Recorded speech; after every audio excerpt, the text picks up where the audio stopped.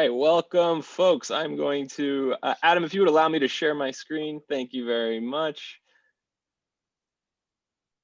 Let's play this screen right here. Well, welcome everyone. I'm excited to chat with you all and chat with our fellow panelists here about faculty mindsets and system change. Today, I am joined by my esteemed colleagues, Dr. Tristan Denley, the Executive Vice Chancellor for Academic Affairs and Chief Academic Officer at the University System of Georgia, Dr. Mari Watanabe-Rose, the Director of Undergraduate Education Initiatives and Research at the City University of New York, Dr. Thomas Sudkamp, the Vice Chancellor of Academic Affairs at the Ohio Department of Higher Education. I am Yoey Tibbetts, the Research Director at Motivate Lab, and I've got another fellow motivator with me here today, Dr. Chris Hulleman, who is the founder and executive director of Motivate Lab. Now, given that we heard from Tristan, Mari, and Tom yesterday, I'm going to take a brief second to introduce Motivate Lab here, just so you understand where we are coming from. We are a research lab based primarily of professors of education from the University of Virginia, and our core mission is to improve people's lives through rigorous motivation research. We really try to think through how to create motivationally supportive climates, particularly for students traditionally marginalized or disenfranchised in higher education. And we do this in large part by focusing on learning mindsets, hence the title of this session. And so learning mindsets are students' beliefs about themselves as learners and their learning environment. We tend to focus on three in particular that conveniently form the acronym GPS. The G in GPS stands for growth mindset and refers to the belief that intelligence can be developed through hard work, the use of effective strategies, and help from others when needed. The P in GPS stands for purpose and relevance, which refers to the belief that schoolwork is valuable because it is personally relevant. And the S stands for sense of belonging, the belief that one is connected to and respected by peers, cared for by teachers and mentors, and fits in with the culture. Now, just like the GPS on your phone helps you when you get lost, we like to think of the motivation GPS as being your navigator for when you're in motivational turmoil or motivationally lost. And what we see both in the research that we have conducted and traditionally in the literature is that when students have more of a growth mindset, they perceive more purpose and relevance, or they feel a greater sense of belonging. They are often associated with more adaptive outcomes. The other piece that I'm excited to chat with you all today about is faculty mindsets. And what I'm showing you here in particular is faculty growth mindset. And so faculty mindset refers to the idea of faculty beliefs about student learning and their role that they play in it. And what I'm showing you here is particular to growth mindset. And what I'm showing you here is how a faculty's own mindset, whether it be fixed for student performance. So on the y-axis here, we have STEM course grade. On the x-axis here, we have faculty in that STEM discipline split up by whether or not they subscribe to more of a fixed mindset or believing that intelligence is in fact static and not malleable, or if they have a growth mindset such that they believe that their students' ability is malleable and can in fact grow. And what we quickly see is there's a main effect of mindset. And what I mean by that is students who are enrolled in a class, in a STEM class, that have an instructor that subscribes to more of a growth mindset, on average, are performing significantly better than students who have an instructor who subscribes to more of a fixed mindset. Furthermore, what I want to highlight now is the difference in the colors of these bars. So the darker bars are referring to your underrepresented minority students. And in this study, those are comprised of Black students, Latinx students, and Indigenous students. The gray lighter bars there are your majority students, or primarily your white and Asian students. And what we see is the performance discrepancy in STEM course grade is more than double when you have a faculty member who subscribes to a fixed mindset as opposed to a faculty member who has a growth mindset. So again, critical implications for equity and how we might be, how we can potentially address some of these issues. The last point that I want to make surrounds that learning mindsets are, one, measurable, as we just saw in the previous graph, that we can actually track to what extent folks endorse different mindsets. They are meaningful, they map onto critical academic outcomes. Again, that last graph just showed you how faculty mindset affects STEM course grades for their students. They're malleable, that is, they can be changed. You can implement interventions, you can implement strategies that affect a student's sense of belonging, that supports their growth mindset, that affects their perceptions of purpose and relevance. And finally, they are important for equity. What we have seen in our own data and has further been evidenced and corroborated in the literature is that oftentimes these mindsets, growth mindset, purpose and relevance, sense of belonging, have particularly strong effects for students from traditionally underrepresented groups, those primarily being your students of color, first generation students, and more recently, co-rec students. And so with that, I'm going to turn this over to our panel, and I'm going to start by asking our panelists several questions, and I'm gonna get rid of my shared screen so we can all see one another here. And the other thing I want to point out is we welcome questions throughout this. We would very much like this to be interactive. So if you have a particular question based upon anything our panelists are saying, you can either use the raise hand function or you can type it into the chat, and we would be happy to address your questions as they come in. And so the very first question that I'm going to ask the panel, and we'll start with Dr. Tristan Denley here, is what led you to focus on learning mindsets in general and faculty mindsets in particular? And I'll toss it to you, Tristan. Yeah, thanks so much for the question, and thanks everyone for tuning into the panel this afternoon. Yeah, so I've been interested in learning mindsets really for the last 6 or 7 years. When I was back in Tennessee at the system office there, we were in the process of scaling up co-requisite, and I think many of you are familiar with the results of that. That we certainly saw, doublings and triplings of success rates in math and in English courses, which was terrific. But it was still the case that it was about a third of the students who were being unsuccessful in those math and those English courses. And we really wanted to understand, well, why was that? What could we do to enable those students, still greater numbers of our students, to be successful? What we found was that it wasn't what we might have suspected, that it was about preparation or any of the sort of the usual suspects. Instead, what we found was those students looked just the same as every other student, the students who were being successful. Instead, what we found was that those students were not only being unsuccessful in their math and English co-requisite courses, they were being unsuccessful all across their coursework, all across everything that they were taking. And we, through the research and evidence base that we were gathering, began to understand that this was about mindset. This was about the ways in which those students understood themselves as learners, the way in which they interacted with the learning environment around them. And we set about trying to understand how we could create a completely different kind of environment that would enable those students to be much more successful. Fast forward now to work here in the University System of Georgia. Again, we now know much more about why it is and how it is that we might be able to create a completely different kind of learning environment for those students, to enable many more of them to be successful. I really want to make clear that this is not a deficit kind of approach. This is not us saying that there's something that needs to be fixed about these students. Instead, it's about us understanding how different learners understand their part in the learning environment around them and how we can change that environment. And part of that is, sure enough, understanding that faculty also go into the classroom with very different kinds of attitudes towards their student body.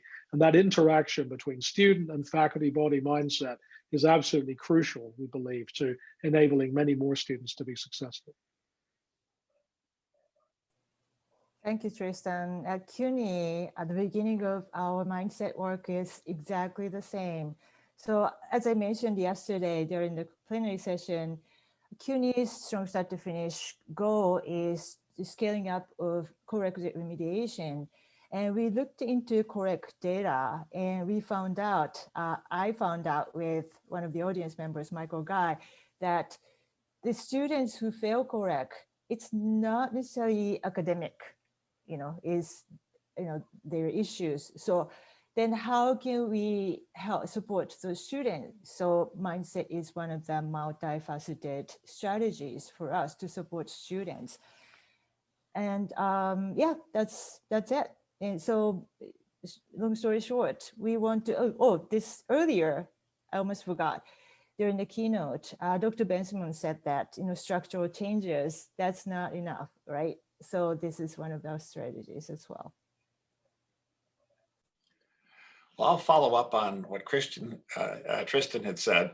My work with mindset goes back 5-6 years of a project that we had when I was a associate provost for student success, and that wasn't the title because I didn't have that title much back then, and work at developing vignettes for new students coming in to try to prepare them. Again, I think of the mindset, and you always said it very well, it's the work and the preparation that goes along with the notion, with the belief that you can do better.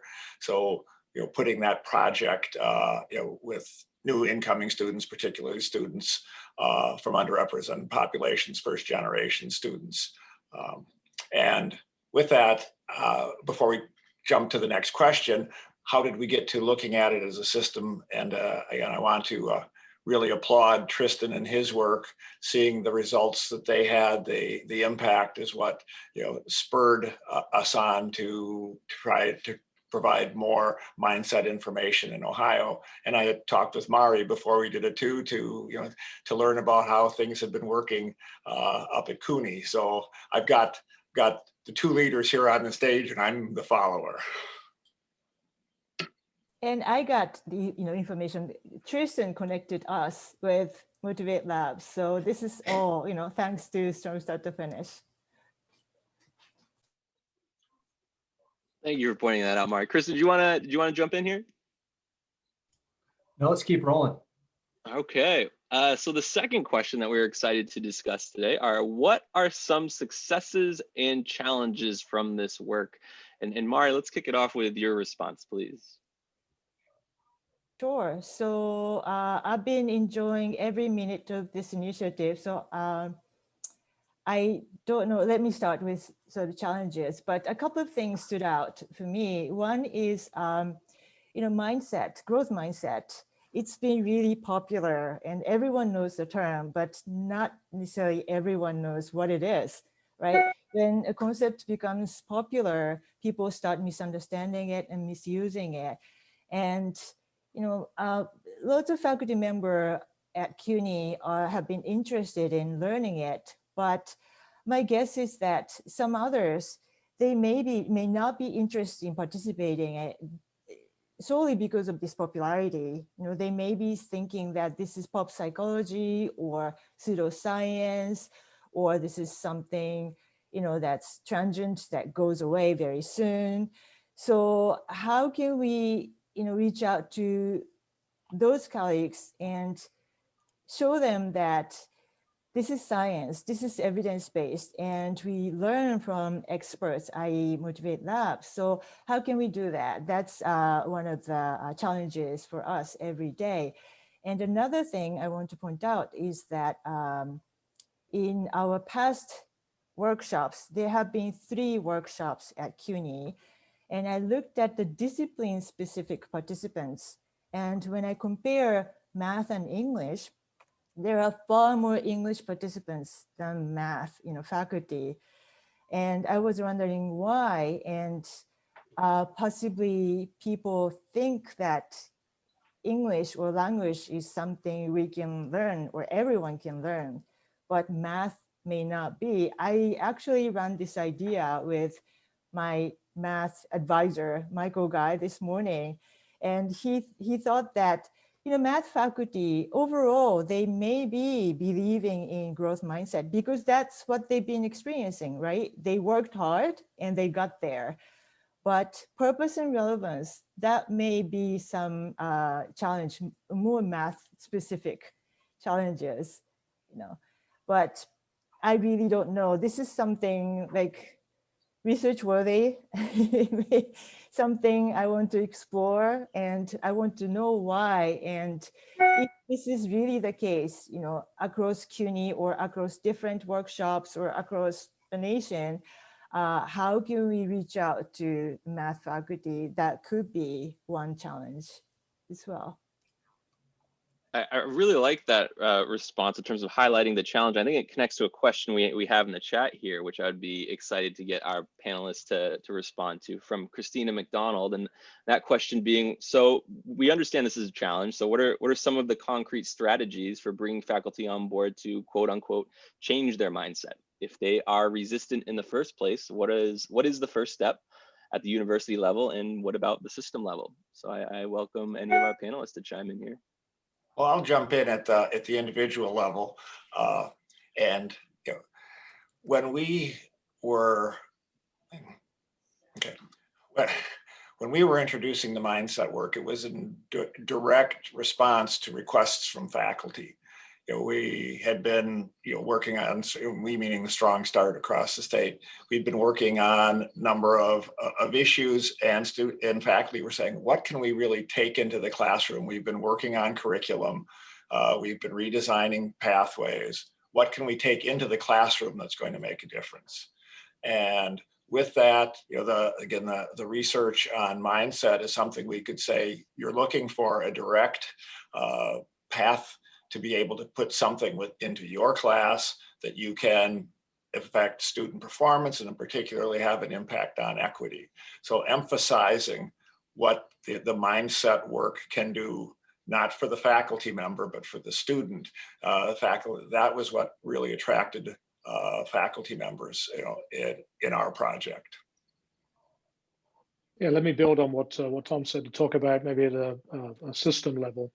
So a couple of things that we've been doing at the university system of Georgia that I think have really been helpful in this realm. The first is we created a couple of years ago a new initiative we call the Chancellor's Learning Scholars. So this is, we challenged each institution to nominate, in our case, 4 Chancellor's Learning Scholars at each campus. These are, typically speaking, the Best Teacher of the Year award winner or something like that. Every campus has those, and normally they get honored and then you never hear from them again. We decided to try to build on that. So each campus nominated those 4, and then we worked with our Centers for Teaching and Learning to create a professional development experience for those Chancellor's Learning Scholars.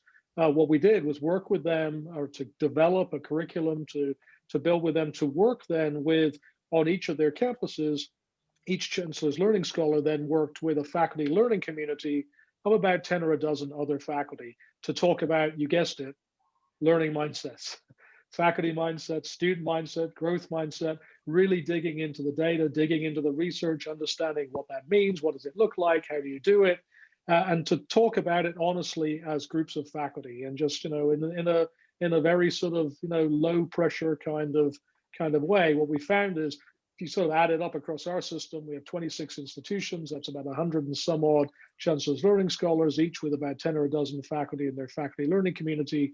Pretty quickly, you're up to about 1,500 faculty. And we're in iteration 3 of this. So altogether, we've touched about 4,000 faculty across our system, about a third of the faculty body in short order, all talking about these ideas of mindset and engagement in ways that I think are pretty profound. So that's been a really powerful tool for us, and has really led to a very significant change in culture across our system. In many ways, our challenge right now is to try to satisfy the sort of the hunger for information about how to work with mindset across the system, which is great. The other aspect of this is, I think it's worth talking about the fact that you can address aspects of mindset in ways other than individual faculty in a faculty classroom. So we have made some structural changes across our system, really to enable institutions and faculty and programs to be able to embody these GPS approaches. I'll single out one of those around purpose. We changed the whole way in which students, when they first enter the institution, they're not allowed to be undecided in our system. We did a lot of data analysis. Students are undecided, about half of them leave before they even figure out what they want to do. So we changed the choice architecture around academic focus areas, meta majors, if you will. This is a well-known change in structure, but we built all of this around the idea of purpose. Surround that with career advising and career exploration, and ways in which even building that into the structure of the gen ed, because we want students, this idea of purpose just doesn't happen by chance. We need to enable students to find that purpose. And already we're seeing the payoff of that. We're seeing that a very significant increase in the representation for Black and Latinx students in our STEM majors. Much larger now than it ever was before, because we are engaging them in a very different way around purpose in advising. So yes, things can happen at a structural level, things can happen in the classroom, both are important. Just quickly, oh, sorry. Okay, go ahead, Mari. Oh, sorry. Christina, thank you for the question. So what Tom said, faculty reached out to you and, wanting to learn this, that is perfect, right? That warms my heart, and that should be it. But of course, there are a group of faculty members who are not necessarily interested in learning those. So how can we work with them? So I guess that's the question. And Tom, yesterday during the plenary, you said that data are not enough, right? And I completely agree with you. And mindset is the same as well. Data or information, it's just information, but people's behavior, those are affected by who presents those, those data and how they're presented and so on. And then what Tristan is doing comes into play, and much smaller scale, but CUNY is doing something similar. We're trying to find faculty champions, faculty fellows, faculty leaders, so that it's not us who are disseminating information, it's the expert, Yoi and Chris, disseminating information, their peers, showing what mindsets are. I am more of a background, behind the scene presence, but they can do all the communication. And that is what we're doing, so that, faculty members who are sort of resistance are more, have a more listening ears. I was just going to jump in with one additional comment on the system level. And this isn't quite system, but we're talking about faculty members and the ability to take some of the mindset strategies into the classroom. When we were having our workshops, and I'm sure across yours too, it isn't simply faculty members, it's advisors, it's administration to understand it across all levels. And so some of the participants can take it into the classroom, but others can show it across the institution.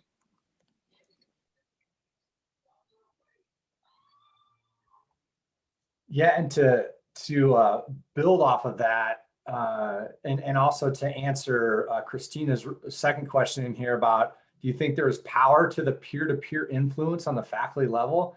And absolutely. I mean, there are models of scaling and pedagogical change that are around the faculty learning community or the professional learning community. And we know something about that in general around pedagogical change. Quite honestly, there's a lot more work that needs to be done. But one of the things that we've been experimenting with, not only in Georgia and CUNY and other places, potentially in Ohio, but also in the California state system, where we've developed this model around faculty fellows, and this idea that you can identify these folks like the Chancellor's Learning Scholars, people who care deeply about teaching, they're invested in it, they've done professional development, and they have peer networks already established, formal and informal. Those people can act like Pied Pipers and bring people to the movement. And then one of the things we know from the research literature is that once people who are skeptical are able to implement something and they see some success, they don't have to change everything, but they implement something and they see success, now beliefs start to change and you get the snowball moving. And I think that's the real challenge in this work, to connect to the challenges question, is implementing effectively at scale is always the $1 billion education question. And I think that is one of the things that we are working with our institutional partners on this call and others to try to help figure out. And it's absolutely a key part of that is going to be the peer-to-peer networks.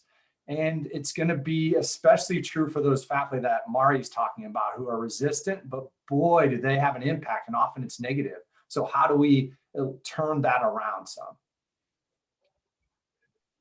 Really appreciate those reflections, and definitely scaling is the $1 billion, trillion question, and peer-to-peer networks is certainly a way to get there. I also want to take a minute to just affirm, we certainly welcome questions. If anybody wants to unmute or pop something in the chat, we can be happy to field it now. If not, I'm happy to move on to another pre-prepared question I have. So I'll give it a second. Okay, let's hop forward here then. The next question, which I would love for Tom to address first, is what would your advice be for others looking to engage in this work? I think a lot has to do with how you present it. If you're really presenting it as a technique that can help students succeed, that can help lower equity gaps, then that's, that will attract faculty, or at least it'll attract a large number of faculty.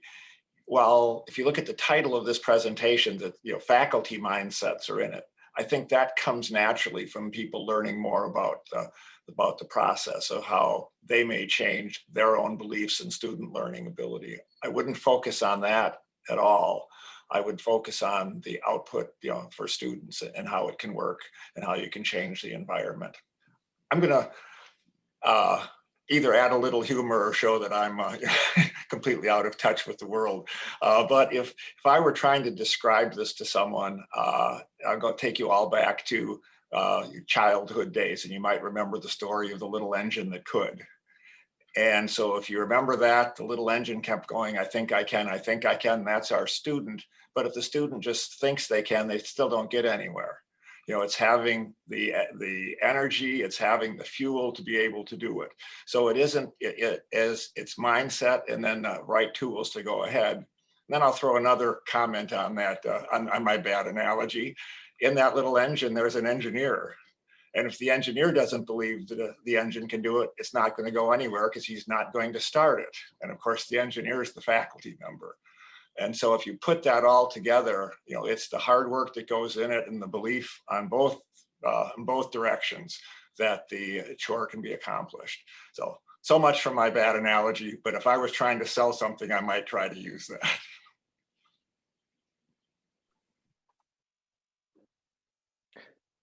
Yeah, let me share a different. I don't know that I can compete with Tom's analogy. That's great.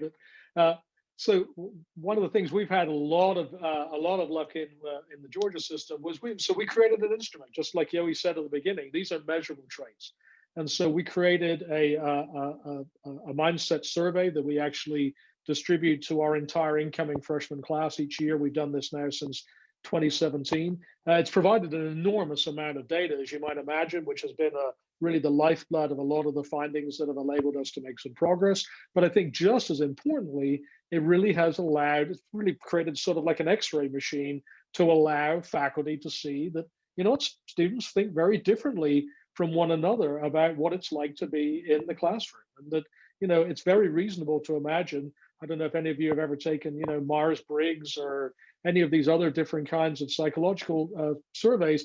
Before you take them, it's very natural to think, well, everybody kind of thinks the same about these different kinds. And then you realize, well, actually, they really don't. And some of them are very different from your own personal viewpoints. It's not exactly the same about learning mindsets. It's very easy for a faculty member to look at the class. They know what it looks like for students not to be engaged or bored or curious, but they maybe don't know what it looks like to see that a student doesn't feel that they belong, or that they don't have a belief in themselves or self-efficacy or any of the other kinds of traits that we know are so critical. So this tool, on the one hand, it enables you to really get to know the underlying structure of the system or institution you have, but it also really shines a light on the fact that learners are very different from one another, and asks those important introspective questions about, well, what am I doing in the classroom that actually exacerbates those kinds of feelings in ways that perhaps are not in any way helpful. So one thing I'd like to add is that my background is behavior psychology, and I am a true believer of modeling behavior. So when we provide PD, professional development, we're asking faculty to change their behavior, right? Modify their strategies and pedagogy. And we want them to believe in their students. But are we showing the faculty we believe in them? And are we modeling enough of mindset supportive practices? I think that's a big question, and I really, that's something I continue doing. I fail a lot, but my team is really wonderful, and I'm lucky to be able to work with those people who always show mindset supportive practices. So if there was a piece of advice from me, pick the right people for your team so that you can model those behaviors to your faculty and colleagues so you can lead well. No, appreciate all that advice, and Tom, I loved the analogy. Actually, I thought it was great, and it maps really well onto what Tristan was saying about you need to take a structural approach to learning mindsets as well. This isn't just about the students, and we're not taking a deficit approach. We're taking a very asset-based approach. How do you support their belonging, their perceptions of purpose and relevance, and their growth mindset? And part of how you do that is you set structures in place that allow for those adaptive mindsets to really thrive. You have to have the oil, have the conductor, have the train tracks for these mindsets to really thrive. So I really appreciated that. So I'm not seeing any questions in the chat, but again, if anybody has any burning issues, please put it in the chat or come off mute at any point. We are all fine at being interrupted here. I know our panelists pretty well. Having said that, oh, here we go. Here's a question. Thank you, Christina. When you had the faculty scholars on the system level, did you bring in outside experts to work with them? Yeah, we did. Oddly enough, we brought in the Motivate Lab. But we did. We brought in others too, and it was but also across our system, you can imagine there are a number of we have quite a lot of let's say a brain trust across our system. So it's also good bringing in people from outside, but also recognizing the it's people like to hear from talented colleagues within their own system too. So good balance is a good thing.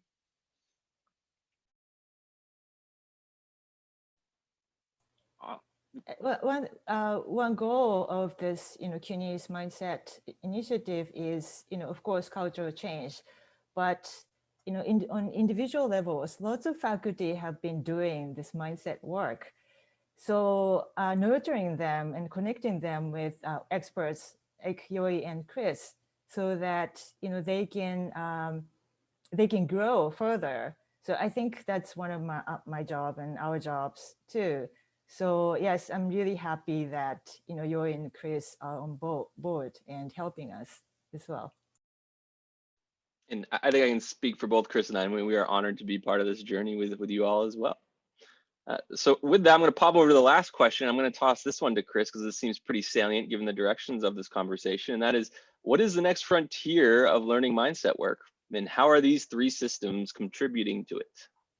Yes, great question. Well, these three systems, I didn't get a chance to say earlier, are super innovative in this space. And so they're really leaders. And I know Tom said he's following the other two. Well, he's still a leader in this space because it's emerging, and it's emerging quickly. People recognizing that the mindsets of the leaders, and not just faculty, also advisors, mentors, administrators who are supporting the staff and faculty, that all matters, right? So I think the three frontiers for this are, first, we still have so much to learn.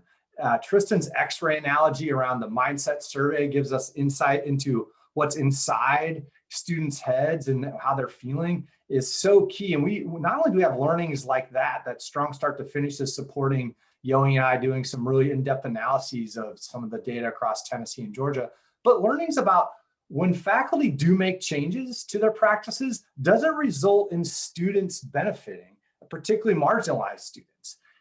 Because we can have an idea that works in theory, but doesn't work in practice. So we really need to learn what happens when we engage faculty in professional development and follow their changes to see if this is working and pass rates are changing, for example. So we have a lot to learn. That's number one. Number two, this work requires deep engagement and commitment. So the frontier is, how do we help convince systems and institutions and faculty that you don't simply change your instructional practices by attending a 45-minute keynote?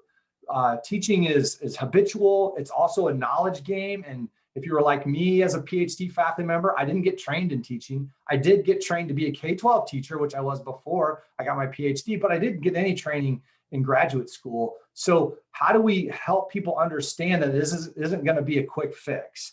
And then three, the big frontier, the next big frontier is scaling and spreading. How do we go from a few excited faculty, the early adopters, to these peer-to-peer networks, to spreading across a department, across departments, across institutions and systems. And the systems you have right here, watch them, see what they learn, see what happens in terms of the strategies they try. So I think we have a lot to learn as a frontier, and it's going to take collaborations with scientists and practitioners. It's going to take deep engagement and commitment. How do we get that done? And then spreading and scaling. And finally, I want to say the final frontier is a mindset shift for us around education reform, and that's happening through the Strong Start Network and other places. That change is structural, it's cultural, and it's interactional. So we have to change how people interact with each other and with students. We have to change the structures. We have to change the cultures. And mindset has something to say about all of those. It's not the only piece. There's so many other pieces, but the more we're just framing, we're able to frame our reform efforts, whatever it is, with the structural, the cultural, and the interactional, then we're going to be making game-changing changes. And these three systems are going to be leading that charge. I know they are. They already are. I kind of wanted to build off what Chris was saying. It is that we have a tremendous amount still to learn, and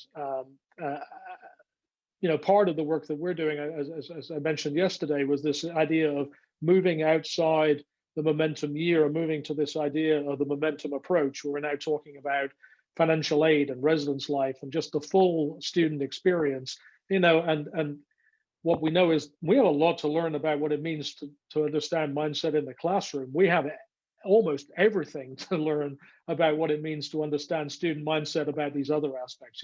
What learning mindset, how that interacts with financial decisions and financial aid and other crucial things like that. This is just an enormous opportunity. I will touch on the fact that we have out of our research some very early data about the importance of scarcity mindset and how that really does have a profound impact on the ways in which students are able to learn in the classroom. This very interesting connection between that and then these financial decisions. So it's a very fruitful place for us to look, and I think a place where we can see a lot of promise. We just don't know anything about it right now, and there's just a huge amount to know to be able to leverage that tool.